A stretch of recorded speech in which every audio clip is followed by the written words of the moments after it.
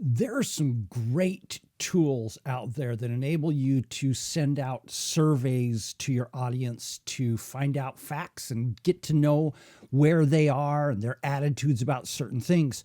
And many of them are paid and are wonderful, but I wanted to do a quick demo today of a free tool that allows you to create surveys. It's Google Forms and how to create surveys with that. So I'm going to do a quick demo for you so you can see exactly how to do that. All right. Okay. So here we go. Let's do a screen capture. So here's what you do.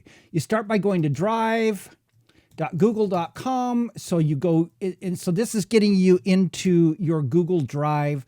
I'm not going to go into a lot of detail on that. And all you do is you click on File. So up here in this top left corner, you got New. You click on New, click on Google Forms. All right, so that brings up a new form here. All right, so here's what we're going to do. I'm going to cut and paste. You don't have to watch me try to type. We're going to do the Raising Aardvarks as Pets survey.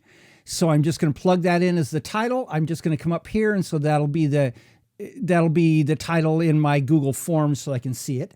And then oftentimes I like to put a little introduction of why I'm doing the survey. So I'm thinking of creating a new course about raising aardvarks as pets and want to make sure I haven't forgotten anything important. As I thought about it, I realized I never asked you your biggest questions about this life-changing topic that's vital to our national security, safety, and prosperity. Would you mind filling out this quick 5-minute survey to let me know your thoughts on the subject? Thanks. So just friendly, nice, conversational. All right. So here's how you do the questions. So we're going to do the first question, which is always a good question when you're doing something about a course or something like that. It's like, what is your biggest question about raising aardvarks as pets? Now, Google's pretty smart. And so they figured out what I really want is I want to get an answer as a paragraph. And so it just drops it in automatically. That's really cool. Okay, good. So there I'm done with that particular question. All right, so now I'm going to do another question, which is, what other questions do you have about raising aardvarks as pets? And it automatically figures out it probably ought to be a paragraph. So far, so good. Okay, here we go. Now we've got this. Here we're going to do one that is, so we got a choice. We can do a multiple choice. So what's the biggest thing holding you back from acquiring an aardvark as a pet? And I've decided what I want to do is click all that apply. So I could leave that off and just have that be a multiple choice, which allows people to just choose one, or I can choose checkboxes. Because this is, I put check all that apply. Checkboxes allows them to check multiple different answers. Or I could leave it as multiple choice and then they can only check one. Okay, so but I'm just going to do checkboxes. Okay, so then here's what we do. We just paste in each one of the options. So I don't know where to get one. I want to make sure I don't support an aardvark mill by mistake. Yes, you should be very careful about that. They are pernicious and they are absolutely evil. Okay. And next, we'll do this one. I don't know what to name it. I'm afraid I mistakenly give them an armadillo name and then never forgive me. Okay.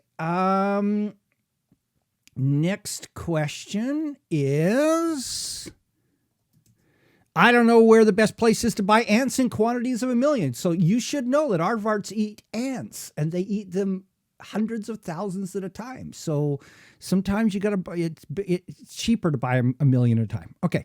I've seen those really cool, cute aardvark sweaters on Amazon, but I don't know whether to buy a pink one or a blue one. How can I tell whether it's a boy or a girl? You wouldn't want to dress them inappropriately and upset your aardvark. Okay. I hear that their sharp claws tend to destroy the curtains when they climb them. How do I prevent that? Or this other very important question, none of my neighbors have one yet. Will mine get lonely if there aren't any other aardvarks around to play with? Okay, so there you go. So, and why don't we do this? Let's just put, see this says add other. I'm just going to click that and that'll give an other option here too. Okay, cool. All right. So now we're going to add another question, and we're going to ask one that allows people to rate how they're feeling about things. Okay. How likely are you to get a soft, cuddly, loving baby aardvark as a pet in the next year? And so this one is going to be what we call a linear scale. So that's going to be on a scale of 1 to 5. Now, here's a little secret that we use in the survey world. If you choose 1 to 5, then people have the option to choose a middle one. If I choose an even number, 1 to 6, then what it does is it doesn't allow you to choose one in the middle. You have to choose one either to the lower side or the higher side. And I don't ever like to get a middle rating. I want to see whether they're those who are in the middle, I want to see if they're slightly positive or slightly negatively done. So we're going to do 1 as nope and 6 as absolutely. And I'm assuming that you're going to be in that camp where you are absolutely going to get an aardvark sometime in the next year. And now we're going to do one final question, which is,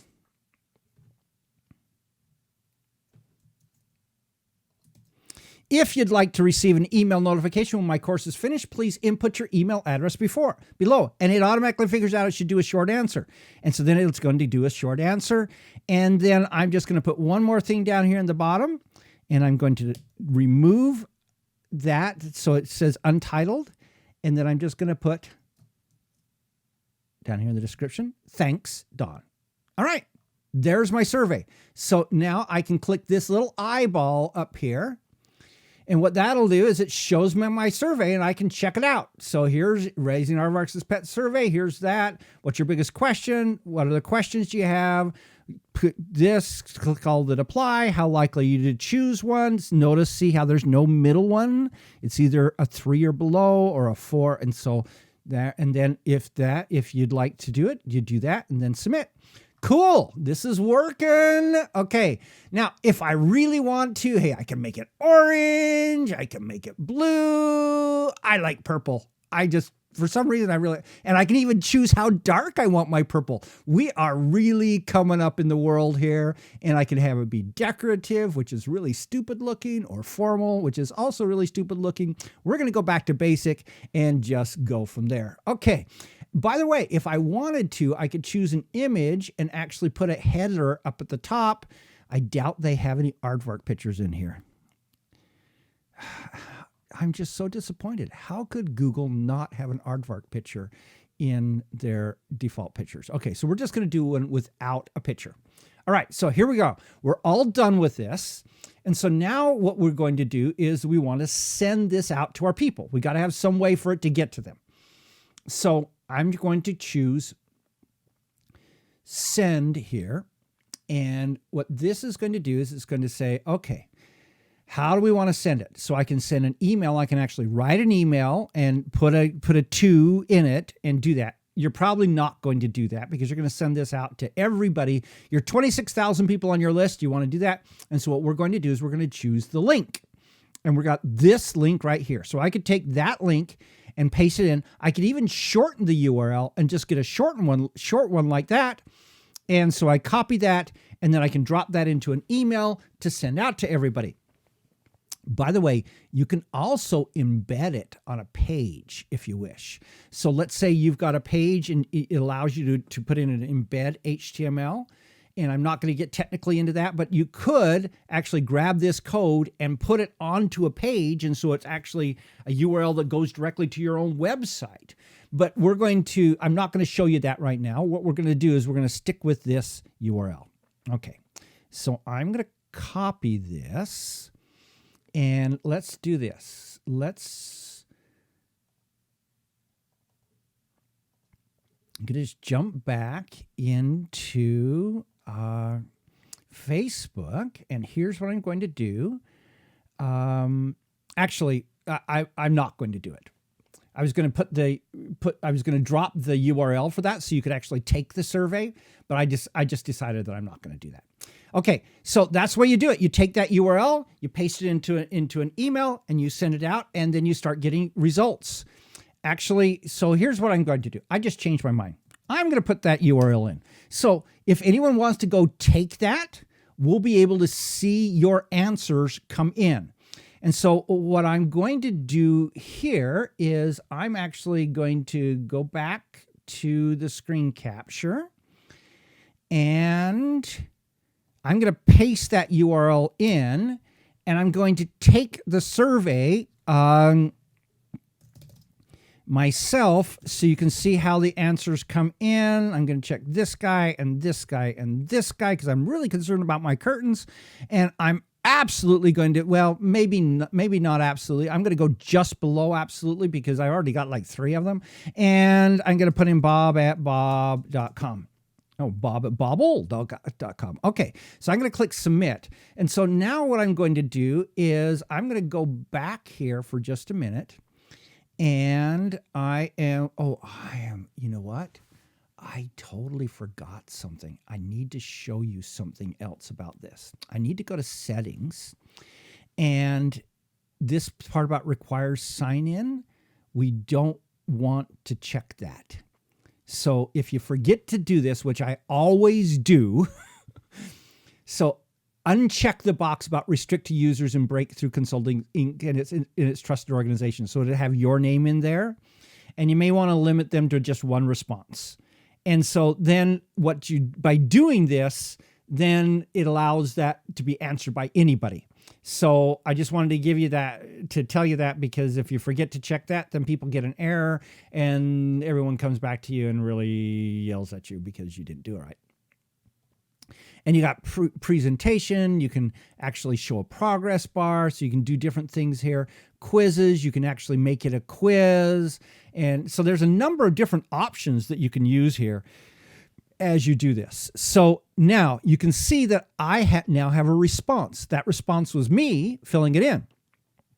But as I go back to the survey, I can click on responses, and I can see from this person who did it, you can look at it as a summary or a question or an individual. Since I've only got one person who's taken it, then it'll all look the same. But if I click on individual, you can see, okay, here are the responses from this individual.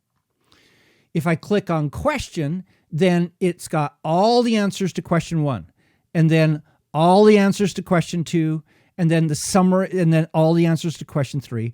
Or the summary gives me each one of the questions and gives me all the results that have come in there. So that's how you actually can read this. There's one other cool thing that we can do. We can click on this right here that says create spreadsheet.